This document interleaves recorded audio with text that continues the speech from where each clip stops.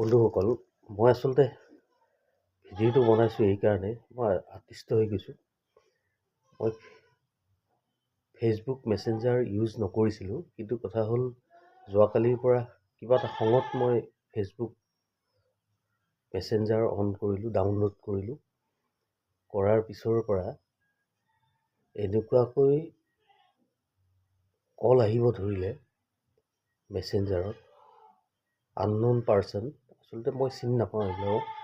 তাৰে ভিতৰত এজন মোৰ ফ্ৰেণ্ড আছে, ফ্ৰেণ্ডজনে এনেকুৱা এটা মেছেঞ্জাৰত মেছেজ কৰিলে, লগতে এনেকুৱা শব্দ ব্যৱহাৰ কৰিলে, মই সেই মানুহজনক নেদেখুৱাকৈ থাকিব নোৱাৰিলোঁ। এইজনে সেইজন মানুহ, এইজনক চিনি পাইছেনে আপোনালোকে? আৰু এইজন তেওঁৰ দুখৰ ৱাইফ হ'ব।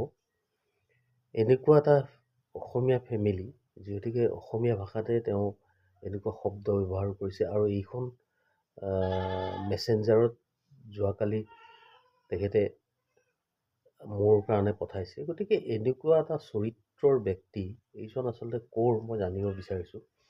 এইজনক আপোনালোকে চিনি লওক। এইজন অভদ্ৰ এজন, আৰু এইজনৰ মুখৰ লেকাম নাই, আৰু এইজন ক'ৰ মানুহ মই নাজানো। গতিকে এইটো শ্বেয়াৰ কৰক, সকলোৱে জানক, এই মানুহজনক সকলোৱে চিনি পাওক। মই আশা কৰোঁ মোৰ এই আশাক আপোনালোকে নিশ্চয় সঁহাৰি দিব, আৰু মই বিচাৰিছোঁ এইজনক সকলোৱে, অসমৰ জনসাধাৰণে সকলোৱে, লগতে তেওঁ ক'ত কৰ্মৰত মই নাজানো, যাতে কৰ্ম কৰা ঠাইটো তেওঁ চিনি পায়, তাৰ কাৰণে মই অনুৰোধ জনাইছোঁ। সকলোৱে শ্বেয়াৰ কৰক, লাইক কৰক, ছাবস্ক্ৰাইব কৰক। ধন্যবাদ সকলোকে। সুপ্ৰভাত।